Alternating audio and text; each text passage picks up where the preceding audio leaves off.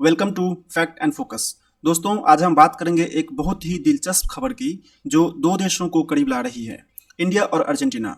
अब इंडियन नागरिक जिनके पास वैलिड यूएस टूरिस्ट वीज़ा है वो बिना अलग से वीज़ा लिए अर्जेंटीना जा सकते हैं। लेकिन ये सिर्फ ट्रैवल की बात नहीं है, ये एक बड़ी कहानी है जिसमें शामिल है डिप्लोमेसी, ट्रेड और कोऑपरेशन।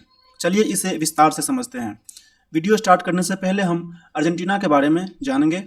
अर्जेंटीना का कैपिटल है ब्यूनस एयर्स और यह साउथ अमेरिकन कॉन्टिनेंट का सेकंड लार्जेस्ट कंट्री है। वहाँ फर्स्ट लार्जेस्ट कंट्री जो है वो आपका ब्राज़ील है। अगर इसके नेबर कंट्रीज़ की बात करें तो इसमें चिली, बोलीविया, पैराग्वे, उरुग्वे ये इसके नेबरिंग कंट्रीज है। अर्जेंटीना वर्ल्ड में 8th नंबर पे आता है लार्जेस्ट कंट्रीज़ में। यह इकोनॉमिकली रिसोर्स रिच कंट्री है। आगे बढ़ते हैं दोस्तों। Visa policy break through.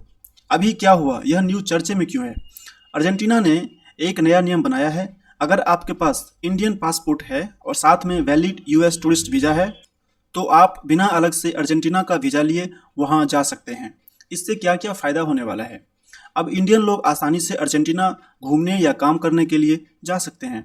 पहले वीज़ा के लिए अलग से अप्लाई करना पड़ता था, अब वो झंझट खत्म कर दिया गया है। इससे टूरिज्म बढ़ेगा और दोनों देशों के लोग एक दूसरे की संस्कृति को बेहतर समझ पाएंगे।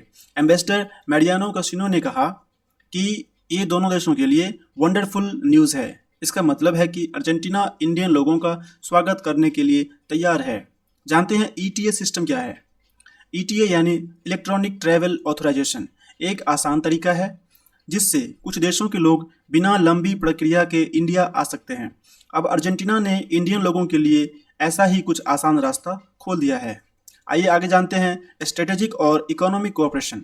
अभी क्या चल रहा है दोनों देशों के बीच? इंडिया और अर्जेंटीना अब सिर्फ घूमने फिरने तक सीमित नहीं है, वो एक दूसरे के साथ मिलकर बड़े बड़े क्षेत्रों में काम कर रहे हैं। इनमें से मुख्य क्षेत्र कौन कौन से हैं? सबसे पहला है लिथियम। लिथियम ये एक खास मिनरल है जो बैटरीज और इलेक्ट्रिक व्हीकल्स में इस्तेमाल होता है। अर्जेंटीना के पास इसका बहुत बड़ा भंडार है और इंडिया को इसकी ज़रूरत है ताकि वो ग्रीन एनर्जी की तरफ बढ़ सके। एग्रीकल्चर में खेती के क्षेत्रों में दोनों देश मिलकर नई तकनीक और व्यापार के मौके तलाश रहे हैं। ऑयल और गैस की बात करें अगर, तो ऑयल और गैस ऊर्जा के लिए ऑयल और गैस का आदान प्रदान हो रहा है। डिफेंस मैन्युफैक्चरिंग, इसमें हथियार और रक्षा उपकरण बनाने में भी साथ काम कर रहे हैं दोनों। 2024 में क्या हुआ? इंडिया अर्जेंटीना का 5वां सबसे बड़ा ट्रेडिंग पार्टनर बन गया। दोनों देशों के बीच व्यापार $6 बिलियन से ज़्यादा हो गया। इसका मतलब है कि दोनों देश का एक दूसरे पर भरोसा कर रहे हैं और साथ आगे बढ़ना चाहते हैं। PM Modi's historic visit. 4 जुलाई 2025 को प्राइम मिनिस्टर नरेंद्र मोदी ने अर्जेंटीना का दौरा किया। ये बहुत खास था क्योंकि इससे पहले किसी इंडियन पीएम ने 57 ईयर्स तक वहाँ का दौरा नहीं किया था। वहाँ क्या क्या हुआ आइए जानते हैं। मोदी जी ने प्रेसिडेंट जेवियर मिलेई से मुलाकात की। रिन्यूएबल एनर्जी, एग्रीकल्चर और मर्कोस्यूर ट्रेड एग्रीमेंट पर चर्चा हुई।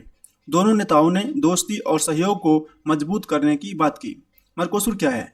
ये साउथ अमेरिका के देशों का एक व्यापारिक समूह है।